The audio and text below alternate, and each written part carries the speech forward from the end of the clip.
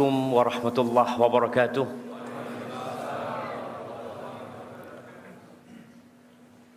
Kok belum pada duduk ini sana? Kayaknya masih banyak tempat kosong. Antum kayaknya perlu merapat. Masya Allah. Taib jamaah, sebelum kita mulai, karena dari tadi antum duduk, ana harap antum semua berdiri sekarang jamaah. Bismillah. Yuk kita berdiri. Nah, semuanya berdiri. 1 senti. 1 senti aja, jangan lebih. Ya, sekarang duduk. Bismillah.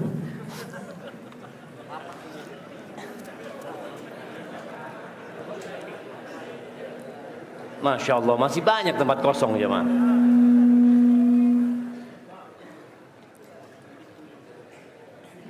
Taib, sebelah kiri ana ada yang kosong.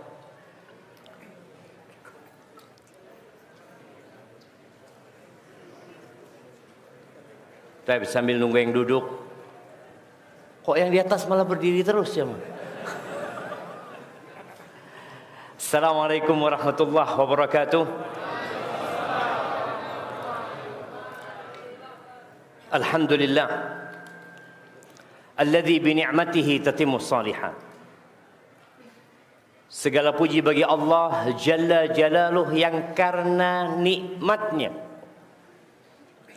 kebaikan-kebaikan menjadi sempurna.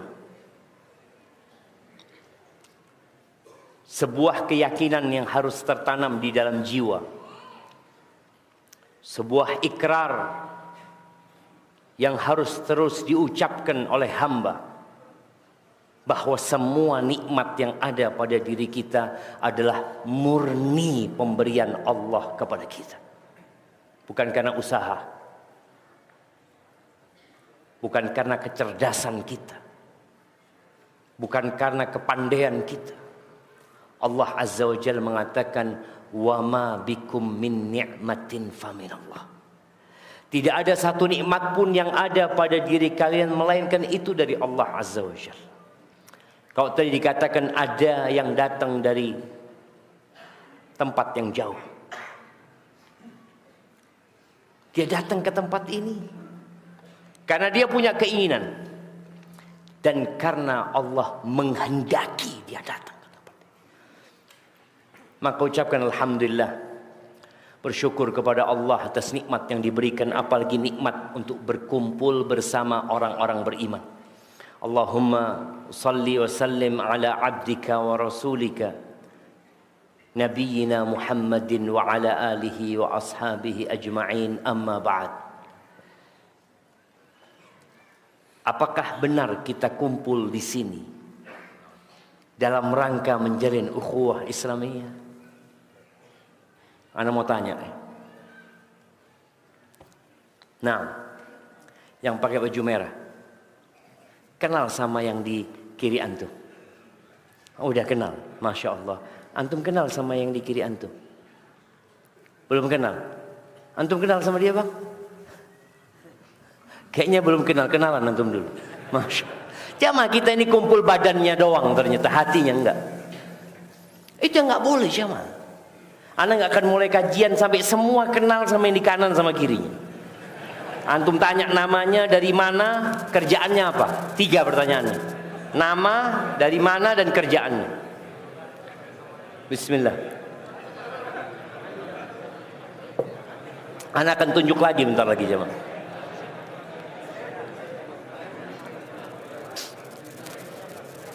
Mama di mana? Mama di bawah. Jangan bikin kelompok sendiri-sendiri. Tolong saling mengenal, karena tak kenal maka tak sayang jemaah. Gimana kita mau sayang? Udah.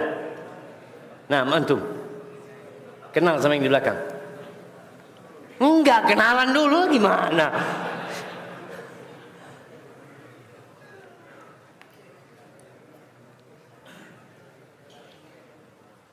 Dari mana dia? Dari Payakumbuh, Masya Allah. Kerjanya apa? Sama, antum dagang juga? Petani.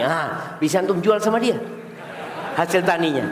Wallahi jamaah, kita itu saudara. Maka usahakan ketika antum datang kajian, sebelum ustadz mulai, antum duduk, assalamualaikum. Bid'ah ustadz. Apanya bid'ah antum? Salaman sama saudaranya bid'ah? Enggak. Kita bersalaman ketika berjumpa, itu yang sunnah. Tapi ternyata kita tidak menjalankan sunnah. Kita ngakunya ahlus sunnah wal jamaah, tapi ternyata kita masih jauh dari nilai-nilai sunnah. Ilmu yang kita pelajari bukan untuk menambah wawasan, bukan untuk menambah ilmu pengetahuan. Ketahuilah bahwa semua ilmu agama yang kita pelajari itu dunia, sampai diamalkan baru jadi akhirat. Quran yang antum hafal, ada orang-orang hafal Quran, hafalan Quran dia dunia, sampai dia mengamalkan apa yang dia hafalkan. Wal Quranu hujjatun laka au alaik. Nabi alaihi salatu wasallam mengatakan, dan Quran itu akan menjadi hujjah yang membelamu, yang memberikan syafaat kepadamu pada hari kiamat, atau sebaliknya, dia yang akan menuntutmu pada hari kiamat. Maka ingat, ilmu itu semuanya dunia sampai kita amalkan. Antum kalau pulang tambah ilmu, tapi nggak tambah amalnya, apa manfaatnya buat antum? Hanya menambah tuntutan buat antum pada hari kiamat. Maka tolong diamalkan, ringan, menambah cinta dan kasih sayang.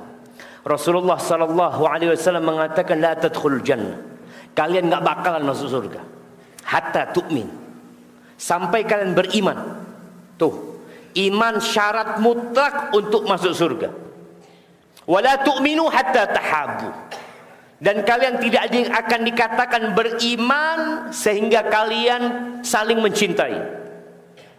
Afala adullukum ala syai'in idza fa'altumuhu tahabbtum. Kalian mau nggak aku kasih tahu amalan yang kalau kalian lakukan, kalian akan saling mencintai? Apa? Afsyus salam bainakum, tebarkan salam di antara kalian. Maka duduk masuk masjid, assalamualaikum, melihat saudara yang assalamualaikum dari mana, kif halak, bekhair. Subhanallah jemaah. Maka tolong kita amalkan ilmu yang kita pelajari. Ahibati fillah. Pertanyaan pertama. Ini kajian apa pertanyaan? Pertanyaan pertama sebelum kita mulai kajian. Tadi imam kita sholat maghrib rakaat pertama baca surat apa? Az-Zumar. Masya Allah, kasih hadiahnya. Mana hadiahnya jemaah? Masya Allah, barakallahu fikum. Tafadhal. Nah jemaah, itu surat Az-Zumar ayat 52. Apa kata Allah? Allah mengatakan, qul ya ibadiyalladzina asrafu ala anfusihim. Allah mengutus Rasulnya, Nabi kita Muhammad alaihi salatu wassalam. Allah perintahkan kepada Nabi untuk mengucapkan ini. Katakan, wahai hamba-hambaku yang telah melampaui batasan mereka dengan dosa-dosa yang mereka kerjakan. Siapa yang hari ini tidak berbuat dosa? Mungkin ada sebagian yang merasa tidak berbuat dosa, merasa suci adalah bagian dari dosa. Allah mengatakan, fala tuzakku anfusakum. Tadi selesai sholat maghrib kita baca apa? Astaghfirullah, astaghfirullah, astaghfirullah. Kita minta ampun sama Allah Azza wa Jalla. Tadi ketika kita duduk di antara dua sujud, apa yang kita baca? Rabbighfirli warhamni. Ya Allah, ampuni aku. Kasihi hamba ya Allah. Bacaan-bacaan yang kita baca itu menunjukkan bahwa kita makhluk yang penuh dengan dosa. Ketika Abu Bakar As-Siddiq datang kepada kekasihnya Rasulullah sallallahu alaihi wasallam, dia mengatakan, ya Rasulullah, alimni du'aan aqra'uhu fi salati. Ajarkan kepada aku doa yang aku baca ketika aku sholat. Bayangin, Abu Bakar dijamin masuk surga. Abu Bakar yang kalau imannya ditimbang dengan imannya umat Nabi SAW lebih berat imannya Abu Bakar Siddiq radhiyallahu anhu. Abu Bakar yang ketika Nabi SAW mengatakan man asbaha minkumul yawma sa'iman, siapa yang hari ini puasa, Abu Bakar mengatakan ana. Siapa yang hari ini bersedekah kepada fakir miskin, Abu Bakar mengatakan ana. Siapa yang hari ini menjenguk orang sakit, Abu Bakar mengatakan ana. Man asbaha minkumul yawm tabi'a janazatan, siapa yang hari ini mengantarkan jenazah, Abu Bakar mengatakan ana. Supaya antum tahu bagaimana semangatnya Abu Bakar beramal setelah dijamin masuk surga. Kata Nabi SAW, majtama'na fi imri'in illa dakhalal jannah. Tidaklah amalan-amalan itu terkumpul di satu orang, melainkan masuk surga dia. Ketika dia datang kepada kekasihnya meminta sebuah doa yang dia baca ketika sholatnya, apa doanya yang diajarkan?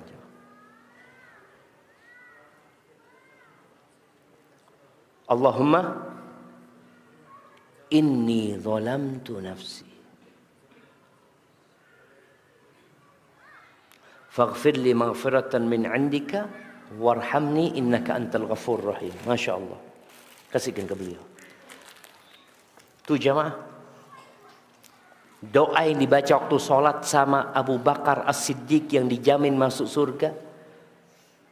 Nabi mengatakan, qul, katakan ya Abu Bakar, Allahumma inni zalamtu nafsi zulman katsira.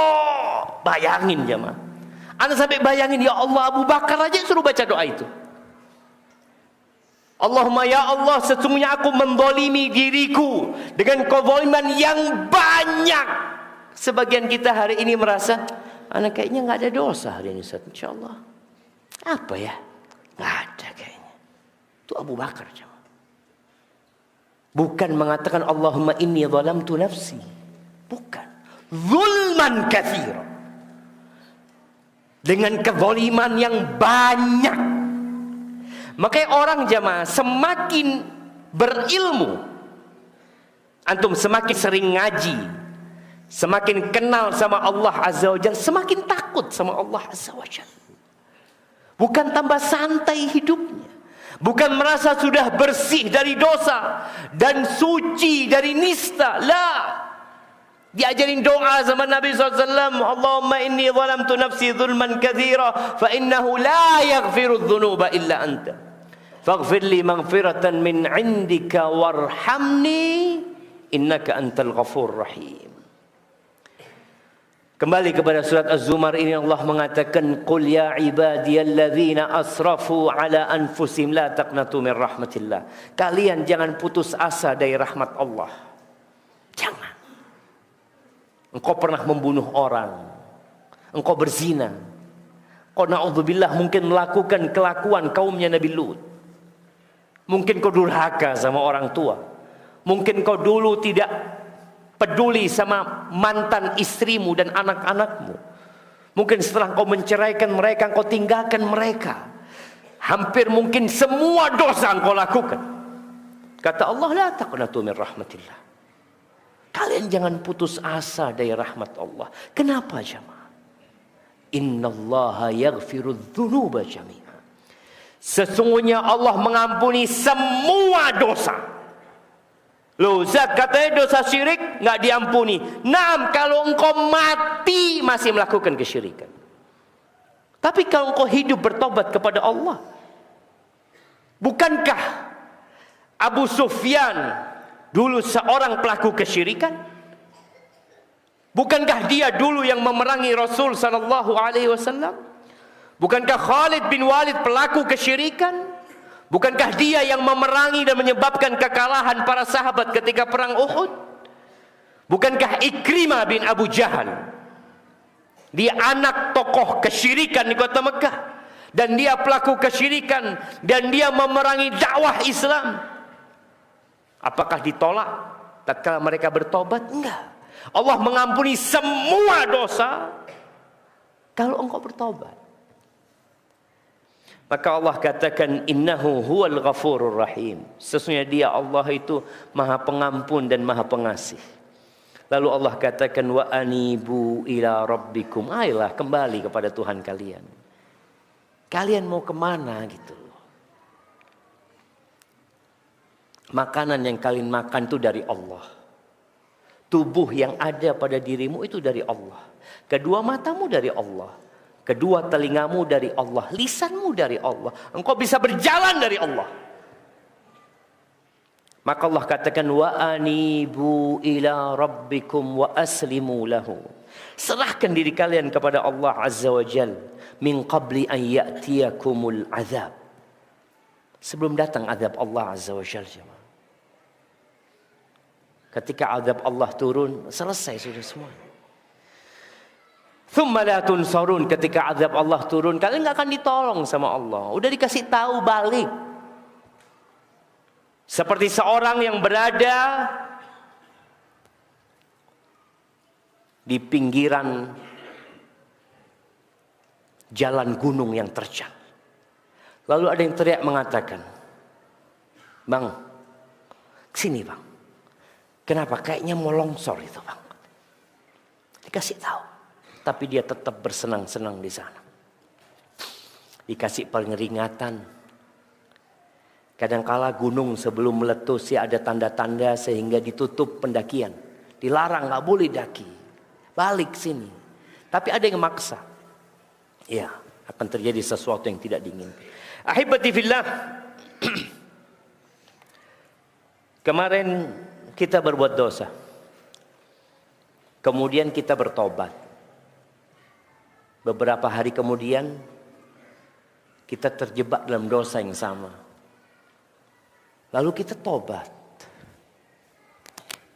Kemudian kita kembali berbuat dosa. Terus pengulangan dosa dan pengulangan tobat itu jemaah. Siapa yang melakukan itu? Kita jemaah. Di dalam hadis yang diriwayatkan Imam Bukhari dan Muslim. Dari Nabi SAW beliau menceritakan tentang Allah Azza wa Jalla. Ini namanya hadis Qudsi.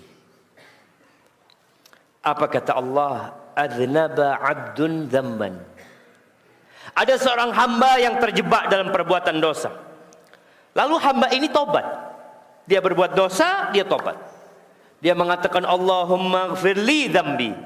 Ya Allah, ampuni dosaku ya Allah. Apa kata Allah menjawab permohonan orang ini? Adznaba abdi dzamban. Fa'alima annahu anna lahu rabban yaghfiru dzamba wa ya'khudhu bidzambi. Hambaku berbuat dosa. Dan hambaku tahu bahwa dia punya Tuhan yang mengampuni dosa dan menghukum perbuatan dosa. Kemudian orang ini kata Allah, "Tsumma 'ada fa'adznab." Lalu orang ini ngulangin dosa lagi. Apa yang dia lakukan? Allahumma ighfirli dzambi. Yang kedua nih. Ya Allah, ampuni dosaku ya Allah. Apa kata Allah? Adznaba 'abdi dzamban. Hambaku berbuat dosa dan dia tahu dia punya Tuhan yang mengampuni dosa dan memberikan hukuman atas perbuatan dosa. Dua kali. Thumma 'ada fa'adznab. Lalu orang ini berbuat dosa lagi. Berapa kali? 3. Lalu berdoa lagi dia. Dia mengatakan, Allahumma gfirli dzambi. Ya Allah, ampuni dosaku ya Allah. Allah menjawab lagi permintaan orang ini. Adznaba 'abdi dzamban fa'alima anna lahu rabban yaghfiru dzamba wa ya'khudhu bidzambi. Hambaku berbuat dosa lagi.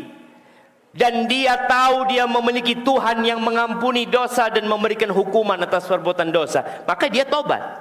Dia tahu Allah mengampuni dosa. Dan dia tahu Allah dapat menghukum perbuatan dosa dia. Lalu apa kata Allah? Ditobat orang ini yang ketiga. Qad ghafartu li abdi falyaf'al ma syaa.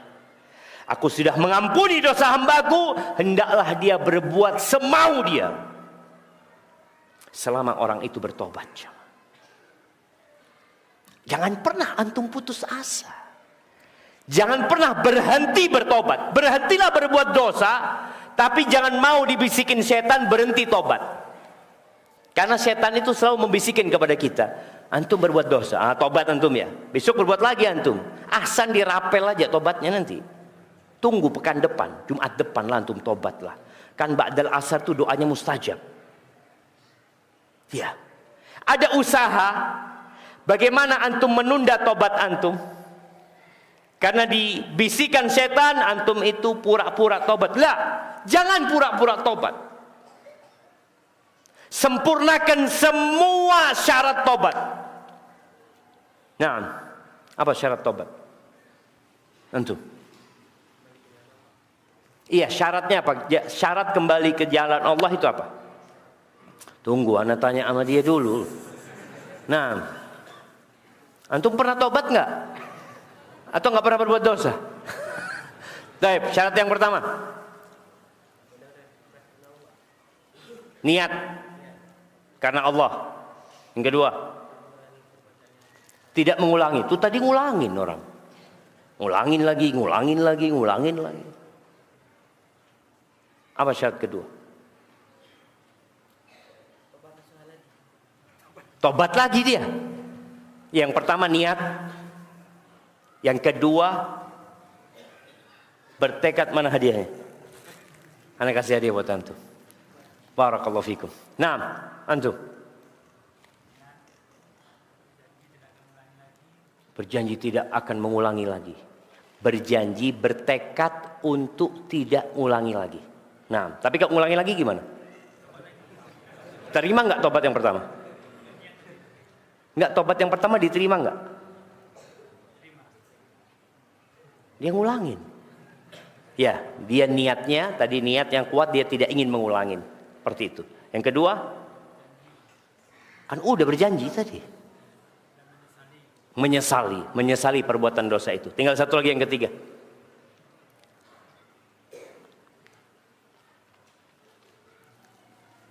Kita ini perlu merenungkan tobat kita udah lengkap nggak syaratnya jemaah? Kadang-kala lengkap sudah. Tapi untuk mengungkapkan apa syaratnya, wallahu a'lam. Nah, kasih hadiahnya. Ya enggak besar, kecil juga. Karena enggak lengkap pertanyaannya, jawabannya. Baik, satu lagi. Sama kayak tadi, berazam, bertekad untuk tidak mengulangi.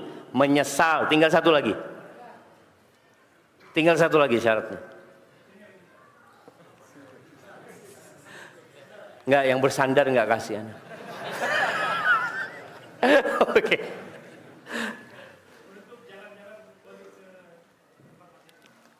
Menutup jalan-jalan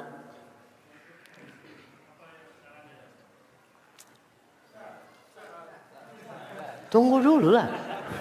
Belum selesai nih, yang bagian kanan belum selesai. Itu syarat tambahan itu. Tidak, syarat yang tiga nih. Menyesali, bertekad untuk tidak ngulangin. Tinggal satu lagi. Meninggal dosa itu jamaah. Antum jangan menyesal, ya Allah, aku dosa ya Allah, astagfirullahaladzim. Terus antum ngocok, nyesel karena kalah antum. Ada orang yang seperti itu.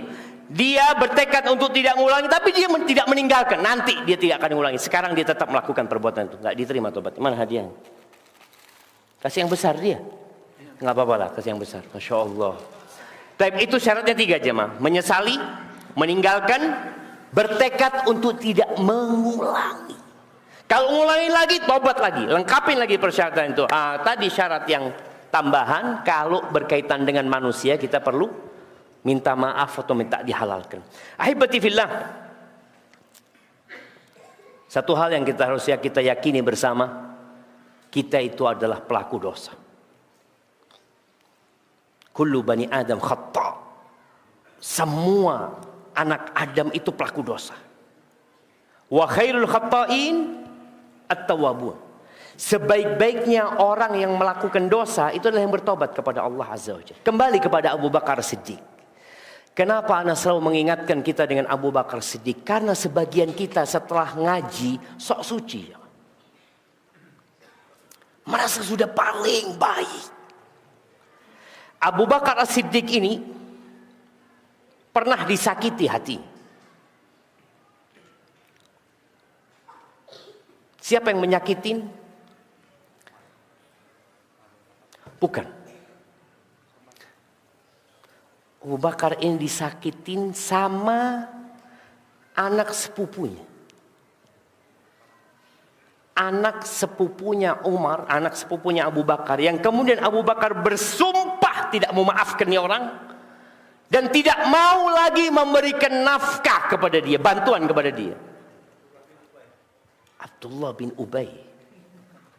Bukan sepupunya Abu Bakar, Abdullah bin Ubay lah. Nah, siapa? Miftah. Miftah mah kunci. Dekat namanya Miftah. Mirip. Mistah. Nah, kasih hadiahnya. Separuh tapi. Mistah jemaah. Mistah ini, ibunya Mistah itu sepupu sama Abu Bakar. Disakiti apa Abu Bakar sama Mistah? Anak akan ceritakan jemaah.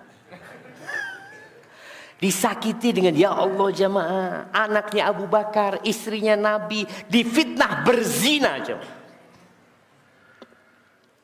Gimana perasaan antum kalau anak antum difitnah berzina dan terbukti dia tidak berzina? Siapa yang menyakitin? Ya, hitungannya sepupu 2 kali. Karena anak sepupunya, dia sepupu 2 kali sama Aisyah radhiyallahu taala anha. Dan orang ini suka dibantu sama Abu Bakar. Maka Abu Bakar bersumpah nggak mau lagi bantu Mistah. Lalu kata Allah Azza wa Jalla, "Wala ya'tali ulul fadli was-sa'ati minkum an yu'tu ulil qurba wal masakin wal muhajirin fi sabilillah falyafu wal yasfahu." Ala tuhibbuna an yaghfirallahu lakum. Janganlah orang-orang yang beriman, yang dikasih kelebihan rezeki sama Allah, itu bersumpah nggak mau ngasih lagi sama orang miskin, sama kerabatnya, sama seorang yang hijrah di jalan Allah Azza wa Jal. Kata Allah, falyafu wal yasfahu. Hendaklah memaafkan dan sudah dilupakan kesalahannya. Jangan dikasih hukuman lagi itu orang. Lalu apa kata Allah? Ala tuhibbuna ayyaghfirallahu lakum. Apa kalian enggak suka diampuni sama Allah Azza wa Jalla? Abu Bakar dengar ayat ini mengatakan, bala ya Rabb, tentu ya Allah. Siapa yang enggak ingin diampuni sama Engkau ya Allah? Siapa yang tidak ingin diampuni? Abu Bakar mencabut sumpahnya, membayar kafarah, dan dia mengganti sumpahnya dengan mengatakan, demi Allah aku tidak akan mencabut pemberianku kepada Mistah. Itu Abu Bakar jemaah. Ditegur sama Allah langsung sadar. Sebagian kita ditegur, ittaqillah. Apa kata antum? Ittaqillah. Emangnya anak pelaku dosa? Tolong jemaah. Rasulullah sallallahu alaihi wasallam bersabda di dalam hadis riwayatkan Imam Muslim, "Walladzi nafsi biyadihi." Demi yang jiwaku berada di tangannya, "Lau lam tudhnibu la dhahaballahu bikum." Kalau kalian tidak berbuat dosa, niscaya Allah akan mengusir kalian, akan menghilangkan kalian. Wala jaa biqaumin akharin yudhnibun. Allah akan datangkan generasi yang lain yang mereka akan berbuat dosa. Fayastaghfirunallah fayaghfir lahum. Lalu orang-orang itu beristighfar, mohon ampun kepada Allah, dan Allah mengampuni dosa-dosa mereka. Jadi jamaah, kita sudah ditakdirkan berbuat dosa. Tapi apa yang harus dilakukan oleh hamba? Yang pertama, jangan meremehkan dosa. Jangan gara-gara hadis dan ayat yang tadi kita bacakan, antum kemudian meremehkan dosa. Oh tenang, Allah Maha Pengampun dan Maha Pengasih. Ketika turun firman Allah di surat An-Nisa ayat 123, Allah mengatakan, laisa bi amanikum wala amani ahli kitab. Ingat, ini tidak termasuk dalam angan-angan kalian wala angan-angan ahlu kitab. yang mereka menganggap remeh perbuatan dosa, yang mengentengkan perbuatan dosa, Allah sudah membuat keputusan, man ya'mal su'an yujza bihi wala yajid lahu min dunillahi waliyyan wala nasira. Barang siapa berbuat dosa pasti dibalas. Pasti. Dan dia tidak akan mendapat penolong selain Allah Azza wa Jalla. Pasti. Ketika ayat ini turun, datang lagi Abu Bakar. Dia mengatakan, ya Rasulullah, kalau setiap kita berbuat dosa, kita dihukum, habis kita, binasa kita. Kata Rasul sallallahu alaihi wasallam, ya Abu Bakar, apakah engkau enggak pernah sakit? Iyalah, pernahlah sakit ya Rasulullah. Engkau enggak merasa capek, lelah ya? Iya Rasul. Engkau enggak pernah gundah? Iya. Itu balasan dari dosa-dosa yang kalian lakukan. Jadi ahibati fillah, apa yang kita rasakan dalam hidup ini? Kadangkala motor kita tahu-tahu remnya belum, bannya kempes. Ketika antum lihat bannya kempes, oh kayaknya kena paku. Oh iya betul kena paku. Apa antum nggak pernah tanya, kok bisa kena paku ya, motornya yang lain nggak kena paku? Kok punya anak yang kena paku? Oh ada yang hasut sama anak kayaknya. Engkau istighfar. Kau mohon ampun sama Allah Azza wa Jalla. Apapun jemaah. Emak-emak lagi goreng ikan. Tahu-tahu ada percikan minyak yang mengenai tangannya. Ucapkan astagfirullah. Itu jadi penghapusan dosa. Orang yang mungkin sekarang tiap hari harus suntik insulin. Tiap hari jemaah. Ada jarum yang dia masukkan. Sakit jemaah. Kata Nabi SAW, hatta syaukah yushakuha. Sampai jarum duri yang mengenai dia, itu penghapusan atas dosa-dosa dia. Maka hendaklah kita sadar bahwa kita adalah orang yang melakukan dosa. Jangan meremehkan dosa. Ahibati fillah, Ibnu Qayyim rahimahullahu ta'ala, beliau menjelaskan tentang bahaya dari perbuatan dosa. Beliau mengatakan, wa hadhil ma'asi laha adrarun 'alal qulub. Maksiat yang kita lakukan itu berdampak buruk bukan hanya kepada fisik kita, tapi yang terutama kepada hati kita. Antum ingat ketika Ramadan, bagaimana semangat antum beribadah? Bayangin ya, sholat tarawih. Antum ketika lihat imamnya bacaannya pendek, antum pindah cari masjid lain. Aduh, gak bener imamnya, cari yang panjang. Antum semangat, selesai Ramadan, antum sholat witir 11 rakaat, 23 rakaat. Kadang-kadang enggak jamaah, hilang. Di Ramadan pintu-pintu surga dibuka, pintu-pintu neraka ditutup. Setan-setan dibelenggu jemaah. Jadi Allah ciptakan suasana yang begitu mendukung kita untuk baik. Selesai Ramadan dilepas lagi itu semua. Kembali kita berbuat dosa. Maka Ibnu Qayyim mengatakan bagaimana kemaksiatan itu berdampak buruk kepada hati manusia. Kabarari sumumi 'alal abdan. Seperti bahaya racun terhadap tubuh. Al-ikhtilafi darajatih fid racun itu ya dampaknya nggak sama, bertingkat-tingkat. Ada yang membuat orang itu, kalau antum kena sengat ular umpamanya, ada ular yang antum kalau kena sengat mungkin cuma demam. Ada ular yang antum kalau kena sengat antum hampir mati. Anak ingat pernah digigit kobra jemaah, mau mati anak jemaah. Anak rasakan semua badan itu sakit. Anak ingat di sini anak digigit. Sakitnya sampai ke sini anak rasakan. Diikat, kata teman-teman suruh ikat. Sakit itu terus kena sini jemaah. Terakhir sakitnya ke dada. Anak rasakan sakitnya di dada. Sebagian teman mengatakan ya sudah kayaknya ente mau meninggal dunia. Sahih. Maksiat seperti itu. Dosa seperti itu. Cuma sayangnya sebagian kita tidak merasakan kalau ada racun yang masuk ke tubuh dia, yang merusak hatinya. Kita azan dulu. Ya, 2 menit lagi. Lalu Ibnu Qayyim mengatakan, wa hal fid dunya wal akhirah syururun wa daun illa bisababil ma'asi wad dhunub. Dan adakah di dunia dan akhirat bahaya-bahaya, bencana-bencana, penyakit-penyakit tidak lain sebabnya hanya karena dosa dan kemaksiatan. Apa yang menyebabkan Nabi Adam dan Hawa dikeluarkan dari surga? Satu dosa. Satu dosa. Dia dikeluarkan dari tempat yang penuh dengan kenikmatan. Gara-gara satu dosa diturunkan dari surga. Wa man ladzi akhraja iblis? Apa yang menyebabkan iblis diturunkan dari kerajaan langit? Dilaknat.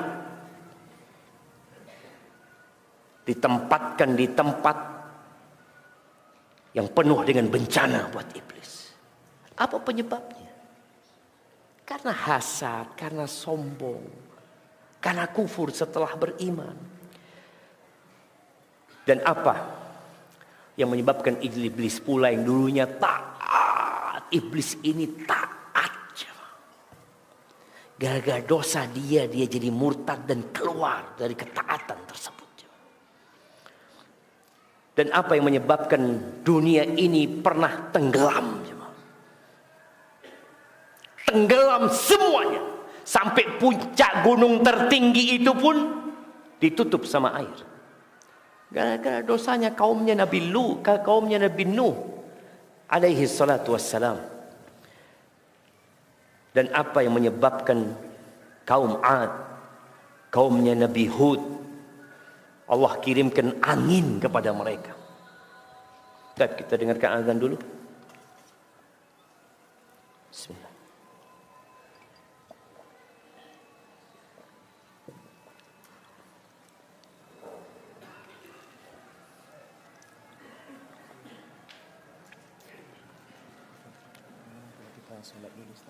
Kita sholat dulu. Cukup tempatnya.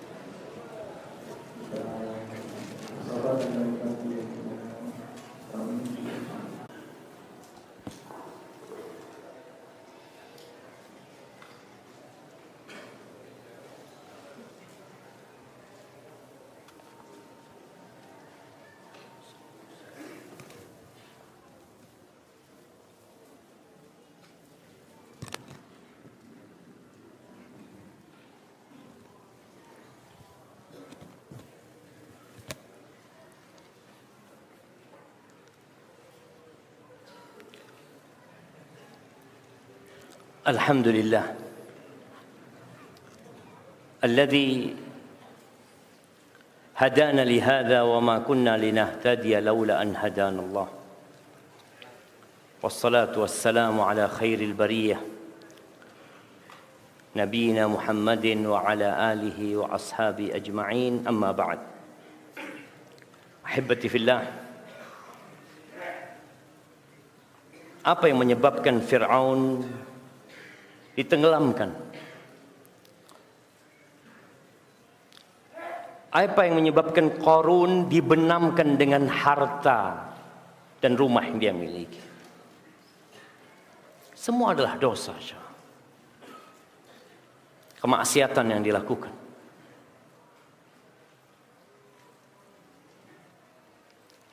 Jangan pernah meremehkan dosa. Kita sering mendengar ungkapan bencana alam. Alam tidak berbuat dengan sendirinya. Tapi alam bergerak.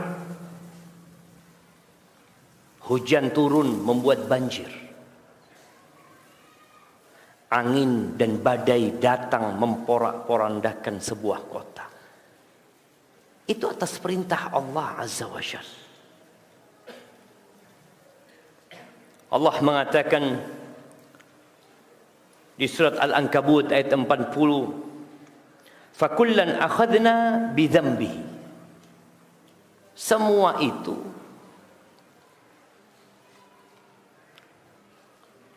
ada yang masih sholat ternyata jemaah. Nah,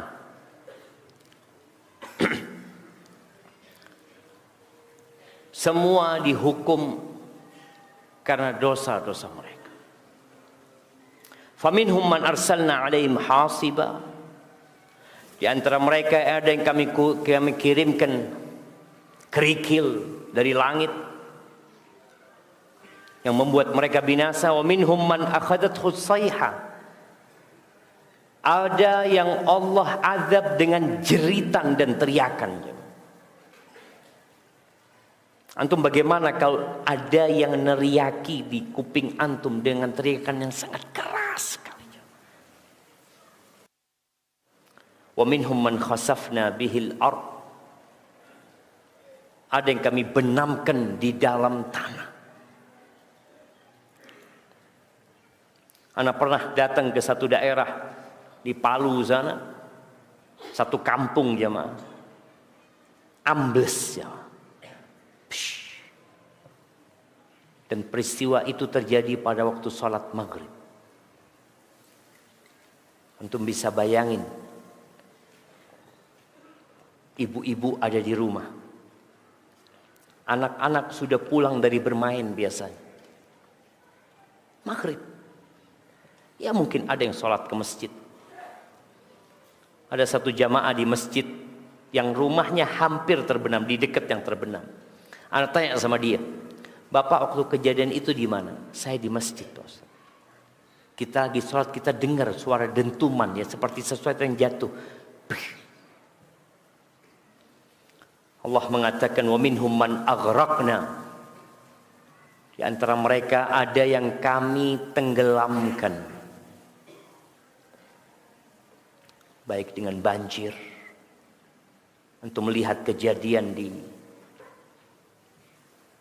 mana? Di Maroko atau di Libya. Ketika Allah buat bendungan mereka hancur. Kata Allah, "Wa ma kana Allahu liyadhlimahum." Tidaklah Allah hendak menzalimin mereka. Nggak ada. Nggak ada ceritanya Allah menzalimin manusia. Tapi apa yang terjadi sebenarnya? Walakin kanu anfusahum yadzlimun. Cuma mereka yang sengaja menzalimin diri mereka sendiri. Ahibati fillah, di antara dampak buruk yang kita perlu berhati-hati, apa yang terjadi dengan saudara-saudara kita di Gaza.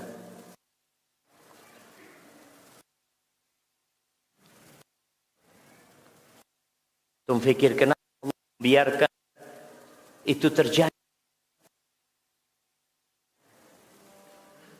Itu terjadi dalam pengawasan pencipta langit dan bumi ini. Ketika perang Uhud, kayaknya mic-nya. Nah, Allah memberikan kekalahan kepada umat Islam. Padahal di tengah-tengah mereka ada Rasulullah sallallahu alaihi wasallam. Ada Nabi kita Muhammad alaihi salatu wassalam. Beliau termasuk yang terluka pada waktu perang itu. Patah gigi seri beliau alaihi salatu wassalam. Gelang-gelang besi itu masuk ke pipi beliau. Kepala beliau berdarah alaihi salatu wassalam. Perang Uhud itu ada Abu Bakar As-Siddiq. Ada Umar bin Khattab. Ada Uthman bin Affan. Ada Ali bin Abi Talib. Ada Abdurrahman bin Auf. Ada Zubair bin Awam. Ada Talha bin Ubaidillah. Ada Sa'id bin Zaid. Ada Abu Ubaidah Amir bin Jarrah. Bisa antum bayangin ya, sahabat-sahabat yang dijamin masuk surga ada ketika perang itu. Tapi Allah berikan kekalahan kepada mereka. Ketika mereka kalah, mereka bertanya, "Anna lana hadza?" Gimana kita kalah ini? Apa kata Allah? "Qul huwa min 'indi anfusikum." Itu kekalahan gara-gara kalian sendiri. Gara-gara satu kemaksiatan dilakukan oleh puluhan orang. Ya mungkin 40 orang, 35 orang dari pemanah. Yang mereka berijtihad. Padahal sudah ada perintah dari Nabi SAW. Kalah menang kalian tetap di sini. Mereka turun jamaah. Apa kata Allah? Minkum man yuridud dunya. Wa minkum man yuridul akhirah. Di antara kalian ada yang ambisinya dunia. Perang jamaah. Ambisinya dunia ada. Ini Allah sampaikan kepada sahabat-sahabat terbaik Nabi alaihi salatu wassalam. Minkum man yuridud dunya wa minkum man yuridul akhirah. Iya, di antara kalian ada yang ambisinya akhirat, tapi ada yang ingin dunia. Kemudian Allah hilangkan kemenangan itu, liyabtaliyakum, untuk menguji kalian, cobaan buat kalian agar kembali kepada Allah Azza wa Jalla. Itu satu dosa. Bagaimana dengan kondisi saudara-saudara kita di Gaza yang mereka dibantai dan 8 miliar manusia melihat? Yang dari 8 miliar manusia itu hampir 2 miliar di antara mereka muslimun melihat jemaah dan tidak bisa berbuat apa-apa.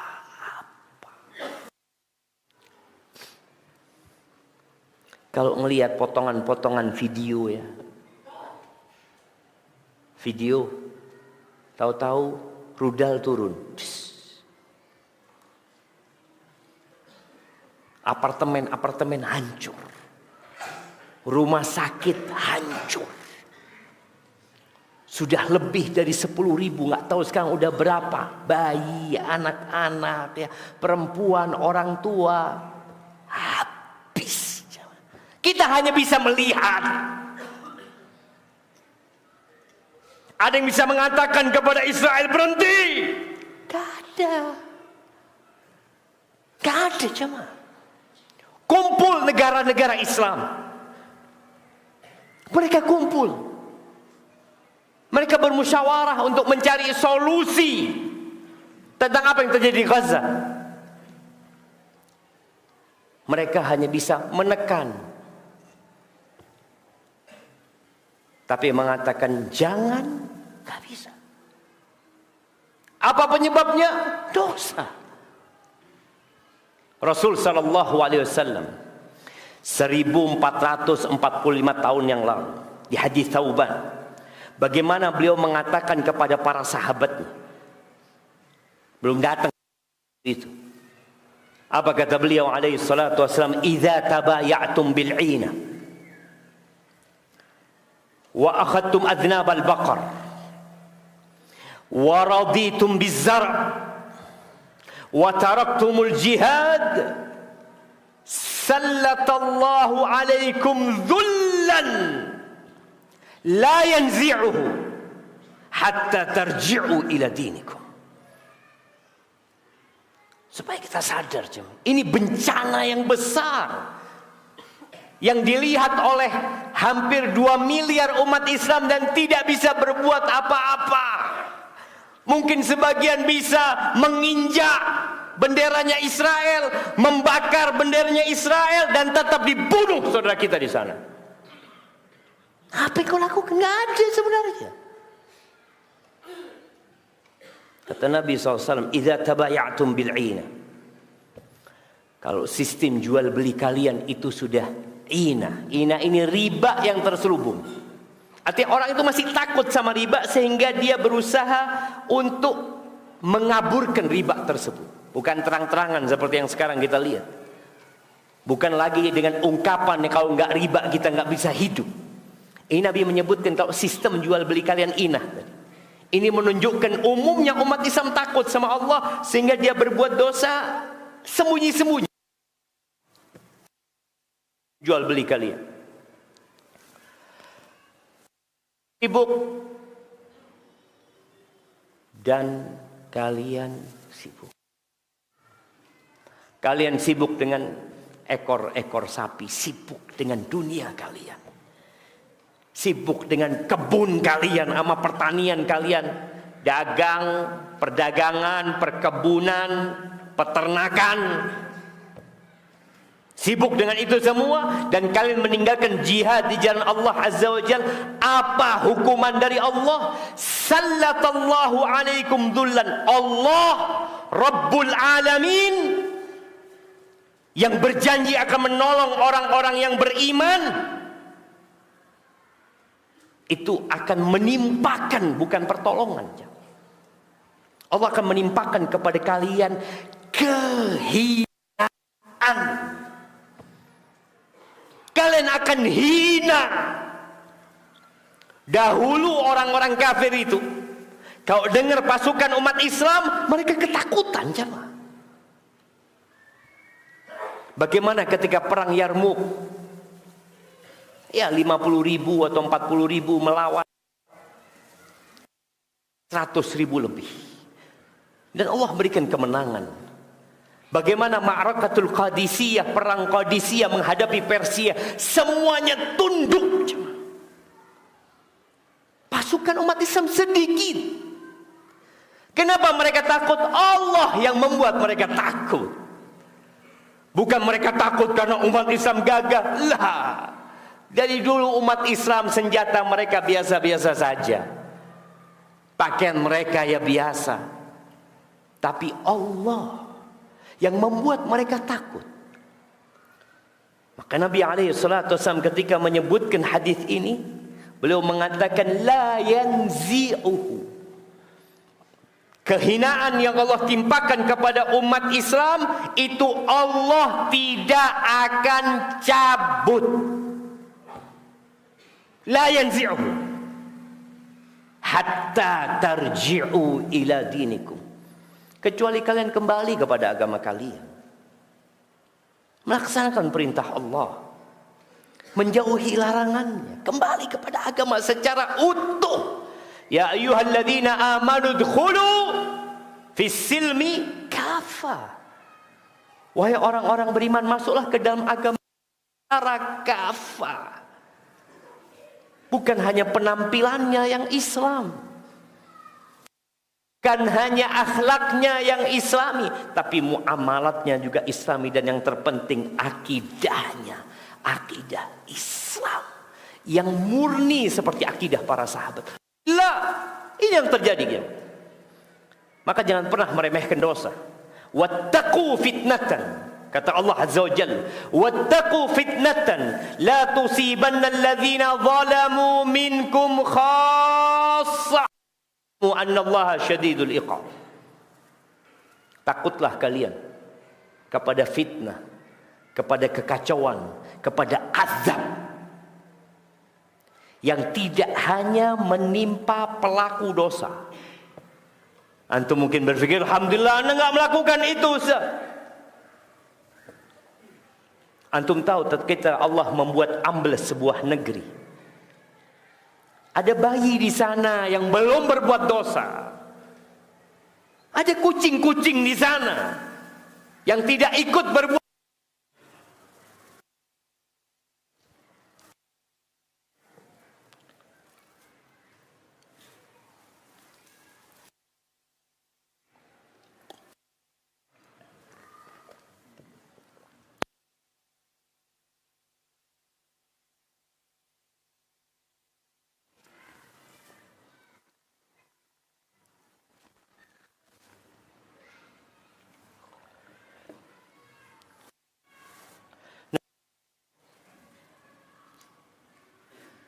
Bismillah.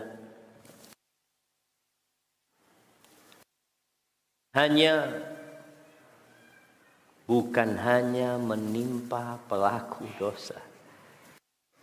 Wa'lamu annallaha syadidul iqab. Jangan remehkan antum dosa. Allah itu kalau ngasih adab pedih. Nah, hati ini jemaah. Kok tambah habis suaranya? Kayaknya suruh selesai ya. Naam, ala kulli hal. Apa yang harus kita lakukan? Kembali kepada Allah Azza. Kehinaan ini enggak akan dicabut dengan antum memaki Yahudi, memaki Israel. Akan dicabut ketika antum kembali kepada mengajak saudara kita. Masya Allah. Taib. Mungkin itu yang dapat Anda sampaikan pada kesempatan kali ini.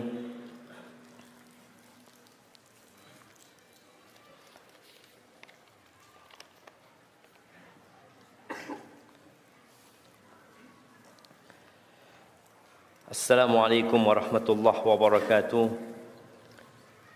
Pertanyaan: apa doa supaya anak cucu kita terhindar dari dosa besar? Semoga Ustadz dan kita semua diberi kesehatan jiwa dan raga, diampuni semua dosa-dosanya, amin. Yang pertama, jagalah Allah Azza wa Jalla.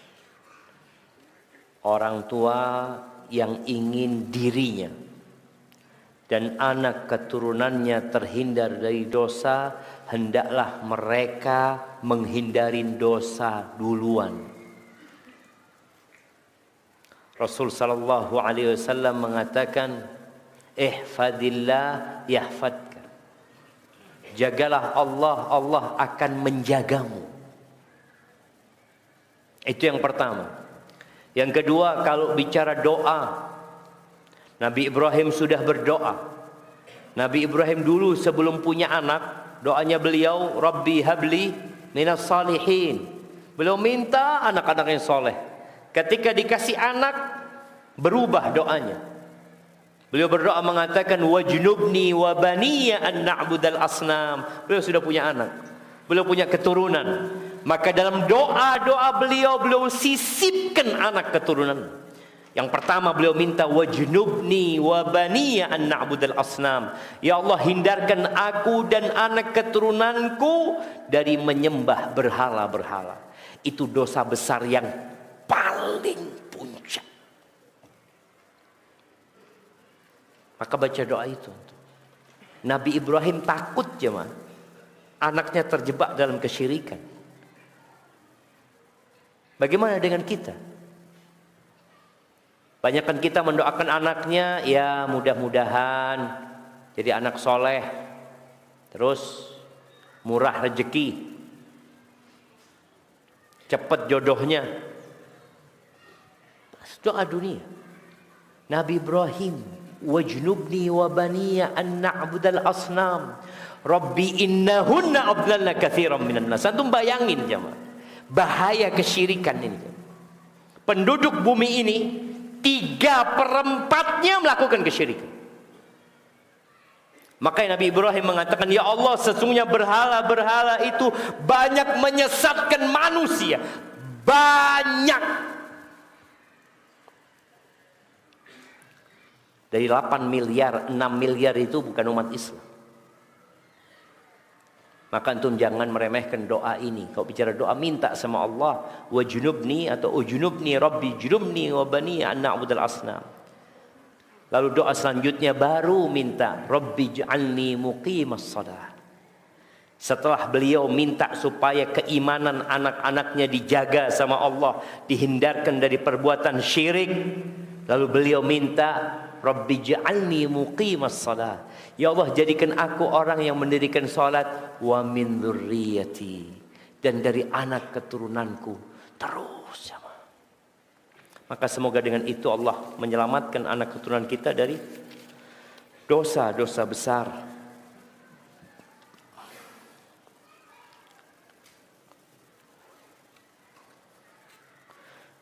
Assalamualaikum Ustaz. Teman ana seorang tukang pangkas rambut yang ingin berhenti dari profesinya. Setelah mengikuti kajian sunnah, dia merasa bersalah karena sering mencukur jenggot pelanggannya. Dia tidak bisa menolak karena hal tersebut tugas tukang pangkas. Bolehkah membuat tulisan di dinding tidak menerima cukur jenggot? Karena Nabi melarang. Naam jemaah. Tulis antum. Tulis hadis Nabi SAW. Tidak menerima cukur jenggot karena Nabi bersabda sallallahu alaihi wasallam, a'ful liha wahfus syawarib. Das. Antum kasih tahu hadisnya karena orang-orang banyak nggak ngerti. Banyak nggak faham dengan urusan jenggot. Ketika anak pulang dari pesantren, awalnya anak cukur jenggot. Sampai terakhir anak mau lulus, Allah kasih hidayah. Akhirnya anak pulang nggak cukur jenggot. Anak disidang sama keluarga. Ditanya, ikut aliran apa sekarang? Bayangin jawab. Sampai sunnah Nabi SAW dianggap bid'ah. Sesuatu hal yang baru. Engkau ikut aliran apa? Saya sampaikan ini sunnah Nabi SAW. Ribut, oh yang pakai jenggot itu orang-orang yang sudah tua.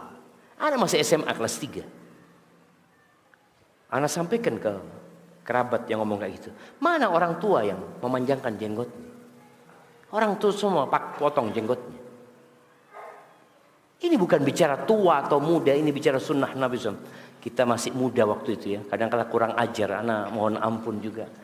Sampai ada ancaman nanti kalau tidurmu dipotong jenggot anak jangan. Berontak, anak sempat berontak pada waktu itu. Karena sering ditegur urusan jenggot ini. Anak belajar, Nabi nyuruh manjangin jenggot. Orang tua melarang kita pakai jenggot. Siapa yang ditaatin? Orang tua apa Nabi SAW? Nabi SAW. Maka antum tulis itu hadis Nabi SAW. A'ful liha wahfus syawarib. Ketika orang mohon maaf katanya. Mohon maaf ini loh, ada hadisnya.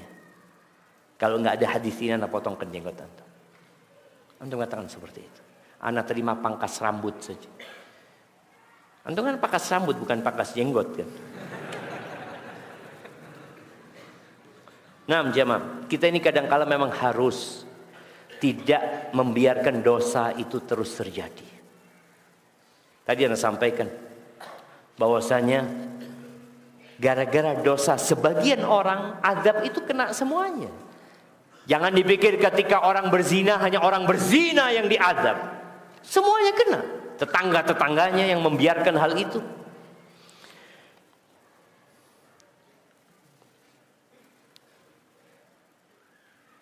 Ana ada 2 pertanyaan.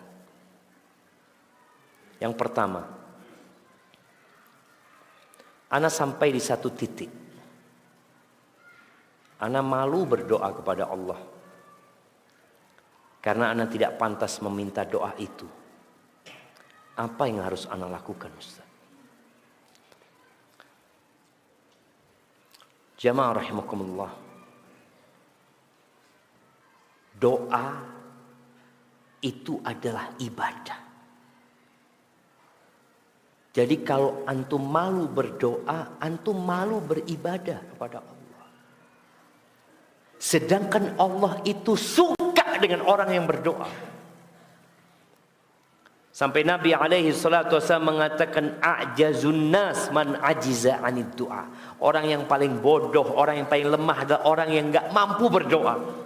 Sedangkan Allah mengatakan ud'uni astajib lakum, minta sama aku, pasti aku kabulkan. Hanya saja nggak boleh berlebih-lebihan dalam berdoa. Ana nggak tahu kalau antum sampaikan, karena ana tidak pantas meminta doa itu, berarti ada sesuatu yang antum ingin. Kalau sesuatu itu memang nggak boleh dipintai, jangan minta sama Allah Azza wa Jalla. Tapi yang jelas Allah suka dengan hambanya yang berdoa dan maksa kalau doa. Antum lihat nabi-nabi Allah, semua berdoa minta sama Allah Azza wa Jalla. Bahkan iblis pun berdoa. Iblis minta sama Allah. Dan dikabulkan doanya iblis. Karena dia ikhlas ketika berdoa. Dia mengatakan, Rabbi anzirni ila yaumi yub'atsun. Tunda waktuku sampai hari dibangkitkannya manusia. Qala innaka minal munzarin. Kau termasuk orang-orang yang ditangguhkan. Masa antum kemudian malu untuk berdoa mohon sama Allah Azza wa Jalla? Yang penting tadi, jangan berlebih-lebihan dan ikhlas ketika berdoa. Yang kedua, apakah boleh kita mengutuk bangsa yang mendolimi Palestina sedemikian rupa? Tidak hanya di lisan tapi juga di medsos seperti julid fi sabilillah. Ahibati fillah. Lakukan apa yang bisa antum lakukan untuk menolong saudara-saudara kita di jalan Allah Azza wa Jalla. Selama tidak bertentangan dengan syariat Allah. Tapi sekali lagi, antum harus tahu, kehinaan yang menimpa umat Islam, yang hanya bisa teriak-teriak, yang hanya bisa komen, itu disebabkan dosa-dosa kita. Tapi sebagian kita nggak mau sadar. Ya mudah-mudahan kita dikasih petunjuk sama Allah Azza wa Jalla. Tadi apa saja yang bisa antum lakukan dan nampak manfaatnya, tidak bertentangan dengan syariat, manfaatnya nampak dan dirasakan. Kalau ternyata Israel nggak ngurusin antum, antum buang-buang waktu, antum buang-buang waktu. Maka tolong perhatikan hal itu.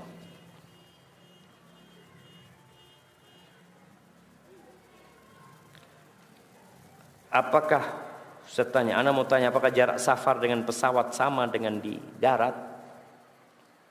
Lalu bagaimana hukumnya wanita tanpa mahram safar? Sama aja, mau pesawat, mau laut, mau daratan, lautan, udara, jarak safarnya sama. Kalau bicara jarak, jumhur ulama berpendapat ya kira-kira 80 km ya.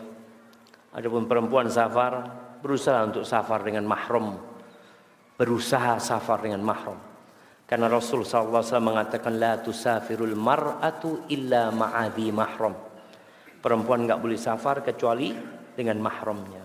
Usahakan antum, kecuali dalam kondisi yang memang terpaksa, lain lagi ceritanya.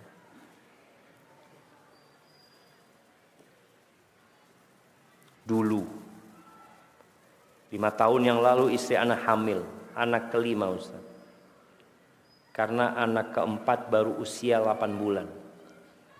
Jadi ana minta tukang urut untuk supaya tidak jadi. Kehamilan 4 bulan kurang lebih. Bagaimana cara bertobat? Yang dosa ana dan istri diampuni Allah Ustaz. Nah, enggak boleh jamaah. Sampai saat ini ana masih sangat takut dengan dosa tersebut. Iya, apalagi menggugurkan yang sudah ditiupkan ruh. Itu sama dengan membunuh. Apa yang harus dilakukan? Ya bertobat kepada Allah dengan taubatan nasuha. Sebagian ulama dulu mereka juga menyuruh untuk membebaskan budak untuk menebus dosa dia membunuh tersebut. Karena sekarang tidak ada budak, maka engkau perbanyak sedekah. Perbanyak sedekah untuk menebus dosa yang engkau lakukan. Ahibati fillah, ketahuilah, ketika engkau hamil, pada saat engkau punya anak yang baru berumur 4 bulan, ini 8 bulan, 4 bulan, maka ketahuilah bahwa itu anugerah dari Allah Azza wa Jalla. Dan anak itu tidak akan makan rezekimu. Bukan masalah rezeki Ustaz, masalah pendidikan anak. Kalau Allah berikan kepadamu berarti engkau mampu untuk mendidik dia. Allah itu Ar-Rahmanir Rahim. Dan Allah mengatakan la yukallifullahu nafsan illa wus'aha. Enggak mungkin Allah memberikan kepadamu beban di luar batas kemampuanmu. Tidak mungkin. Ada sebagian orang yang mengatakan, Allah Ustaz, Anda enggak mampu dengan musibah ini. Engkau bukan enggak mampu, engkau enggak mau. Maka lihatlah kepada orang lain. Subhanallah, Ana sering sampaikan cerita tentang seorang ustaz yang punya anak 28 dari satu istri. Antum bisa bayangin ini bagaimana lahir, kemudian hamil, kemudian lahir, kemudian hamil. Terakhir Ana berjumpa dengan anak yang nomor 28. Dia mengatakan, Ustaz, Ana yang nomor 28. Semua anaknya jadi orang, nggak ada yang jadi macan. Nah,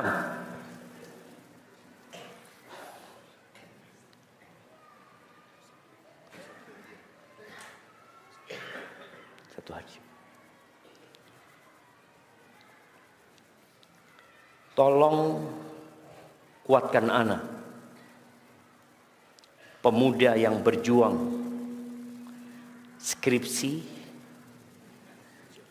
kerja, dan orang tua yang semakin tua. Itu membuat pikiran anak kacau, sehingga anak jadi lalai akan kewajiban sebagai muslim. Jamaah, skripsi itu sebulan selesai. Anak sebagai dosen, anak pembimbing banyak skripsi mahasiswa. Cuma mahasiswa ini nunda. Ketika tinggal sebulan jadi skripsinya. Masya Allah, hebat banget antum gitu loh.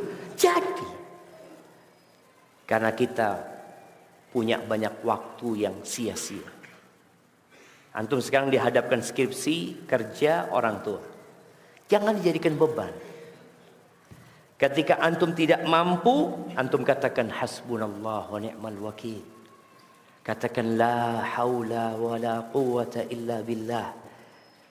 Antum buntu pikirannya, antum hamparkan sejadah, Allahu Akbar. Antum ketika membaca Allahu Akbar, apa ada urusan yang besar buat Allah Azza wa Jalla? Nggak ada. Apalagi cuma urusan skripsi, urusan pekerjaan. Minta tolong sama Allah Azza wa Jalla. Perbanyak istighfar.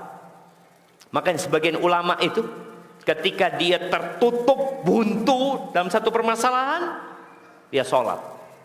Dalam sujudnya dia istighfar, minta ampun. Selesai sholat Allah bukakan jamaah.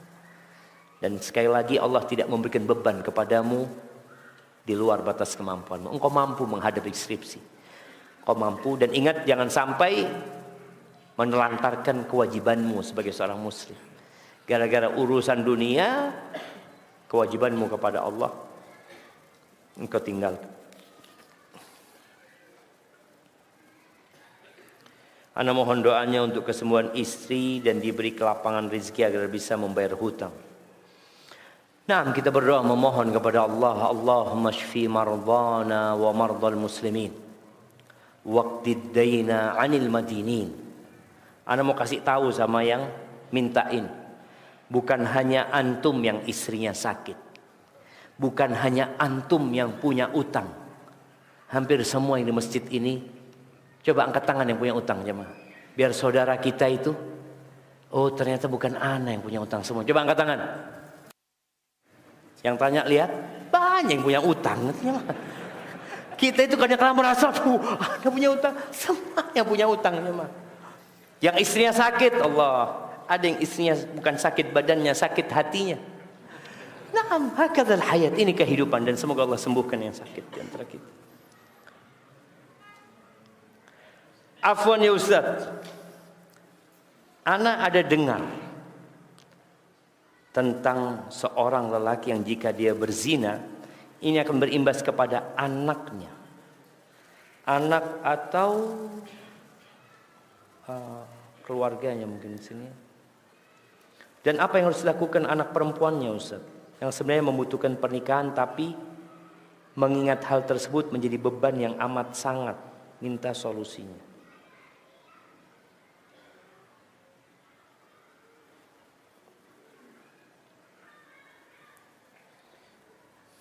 Gak paham aja, bentar. Ana ada dengar tentang seorang lelaki yang jika dia berzina, ini akan berimbas kepada anaknya mungkin. Dan apa yang harus dilakukan anak perempuannya yang sebenarnya membutuhkan pernikahan, tapi mengingat hal tersebut menjadi beban yang amat sangat. Minta solusinya Ustaz. Dia bertobat dengan taubatan nasuha jemaah. Ada sebagian ungkapan ulama yang mengatakan, inna zina dainun fa in aqradtahu kana alwafa fi ahli baitika fa'lami man yazni fi qaumin bi alfai dirhami yuzna fi baitihi bi ghairi dirham. Dikatakan barang siapa yang berzina maka keluarganya dizinain sama orang tanpa engkau menyadari itu. Orang yang berzina bayar, mungkin jutaan dia bayar, keluarganya dizinain gratis. Ketika ada seorang sahabat yang datang kepada Nabi SAW, dia minta izin berzina. Ya Rasulullah, idzan li bizina. Dia tahu hukum zina haram, maka dia minta izin. Mungkin dia berpikir dia adalah seorang yang nafsunya tinggi. Sahabat marah sama sahabat ini. Ada sama Nabi dipanggil, udnu, sini kau mendekat. Sampai dekat di hadapan Nabi SAW sehingga Nabi bisa menyentuh dada anak muda ini. Lalu Nabi SAW berkata kepada dia, atarbahu li ummik, engkau mau enggak ibumu dizinain? Engkau mau enggak ibumu dizinain sama orang? Ya enggak mau ya Rasulullah, mana mau ibunya dizinain? Walan nas yardawna li ummahatin. Enggak ada orang yang mau ibunya dizinain. Ketika engkau berzina dengan ibunya orang. Kalau dia seorang wanita yang sudah menjadi ibu. Atardahu li bintik, engkau ridho anak perempuanmu dizinain sama orang? Enggak mau ya Rasulullah. Siapa yang mau anak perempuannya? Walan nas yardawna li banatihim. Dan tidak ada orang yang anak perempuannya mau dizinain. Engkau zina sama anaknya orang. Atardahu li ukhti, engkau ridho saudarimu, engkau ridho bibimu dizinain orang. Kata Nabi, enggak ada orang yang mau. Jadi ketika antum berzina dengan seorang, ketahuilah yang antum zinain itu anaknya orang, ibunya orang, saudarinya orang, bibinya orang. Dan mereka enggak mau. Ketika antum merusak keluarganya orang, bagaimana Allah akan menjaga keluarga antum? Antum enggak jaga keluarganya orang, antum rusak anaknya orang. Maka hendaklah bertobat kepada Allah dengan taubatan nasuha. Apa yang sudah terjadi, engkau bertobat dan berusaha untuk menjaga sekarang, sehingga harapannya Allah menjaga keluargamu, menjaga anak-anakmu. Ana dengar cerita di Jawa sana. Ada seorang yang menikah karena berzina. Ini orang tua menikah karena berzina. Bapaknya nikah karena berzina. Sepertinya belum bertobat ketika menikah. Orang kadang-kala setelah berzina dengan menikahin wanita yang dia zinain, dia berpikir selesai dosanya. Selesai dosanya. Saya sudah resmi sekarang. Engkau punya dosa zina. Yang perlu engkau bertobat dari dosa tersebut. Buku hijau yang kau dapatkan bukan melegalkan perzinaanmu. Melegalkan hubunganmu setelah itu iya. Tapi perzinaanmu lah. Dan hamil dari zina. Subhanallah, anaknya sama kayak bapaknya. Anak perempuannya hamil di luar nikah. Karena orang tuanya nggak jaga jamaah. Maka tolong semoga Allah melindungi keluarga kita dari perbuatan dosa. Rasul sallallahu alaihi wasallam mengatakan ayuhan nas tubu ilallahi wastaghfiru. Wahai umat manusia, bertobatlah kalian kepada Allah dan beristighfar. Fa inni atubu ilallah wa astaghfiru fil yawm akthar min 70 marrah. Aku, kata Nabi SAW, tiap hari bertobat kepada Allah, memohon ampunan kepada Allah lebih daripada 70 kali. Ingat, makom tobat ini bukan makomnya pelaku dosa. Makomnya semua orang. Sampai para nabi pun bertobat kepada Allah Azza wa Jalla. Di akhir hayat Nabi SAW, ketika turun firman Allah, idza jaa nasrullahi wal fath wa ra'aitan nas yadkhuluna fi dinillahi afwaja fasabbih bihamdi rabbika wastaghfir. Bayangkan Nabi disuruh istighfar. Nabi, innahu kana tawwaba. Setelah turunnya ayat ini, kata Aisyah radhiyallahu taala anha, setiap sujud dan ruku Nabi sering membaca subhanakallahumma wa bihamdika allahumma ighfirli. Ruku baca itu, sujud baca itu, terus minta ampun beliau kepada Allah Azza wa Jalla. Jadi sampai kapanpun kita harus kembali kepada Allah. Jangan dengan terus berbuat dosa. Haibati fillah, itu mungkin dapat Anda sampaikan. Ada satu pertanyaan terakhir. Ada hadiah yang Anda akan berikan kepada peserta terjauh. Jamaah terjauh. Dari mana antum? Jambi.